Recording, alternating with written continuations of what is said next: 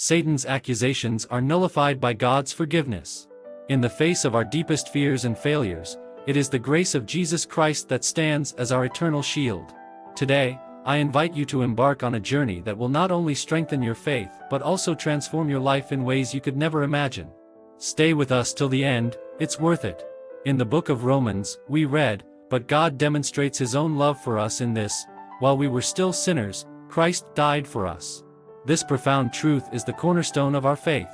Jesus, the Son of God, willingly laid down His life, not for the righteous but for sinners like you and me. His sacrifice was not a mere act of heroism, it was an act of incomprehensible love, a love that reaches into the darkest corners of our souls and brings forth light and life. Imagine standing at the foot of the cross, watching as Jesus endures the pain and humiliation. As He breathes His last, the sky turns black, and the earth trembles. In that moment, the veil of the temple is torn in two, symbolizing the end of separation between God and man.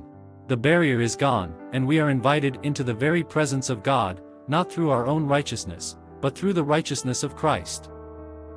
This is the gospel, the good news that has the power to heal the brokenhearted, to set the captives free, and to restore sight to the blind.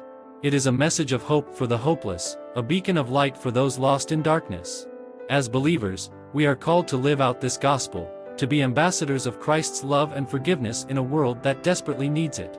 But how do we do this? How do we live as children of the light in a world that often seems so dark?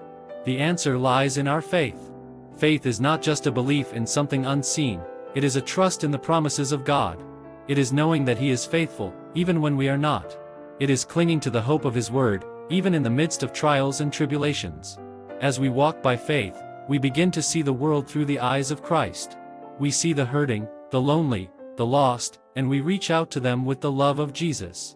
We share the message of forgiveness and redemption, not because we are perfect, but because we have been forgiven much. Now, as we draw near to the end of this message, I want to invite you to take a moment and reflect on how God has changed your life. Share your story in the comments below, let others be inspired by your journey of faith. And if this message has touched your heart, if it has brought you hope and renewed your spirit, please share it with someone you love. Let the light of Christ shine through you, and together, let us transform the world with the love of Jesus. Remember, it is through faith in Jesus Christ that we find true life, abundant and eternal. Let us hold fast to this faith, and let us live as beacons of hope in a world that so desperately needs it. Amen.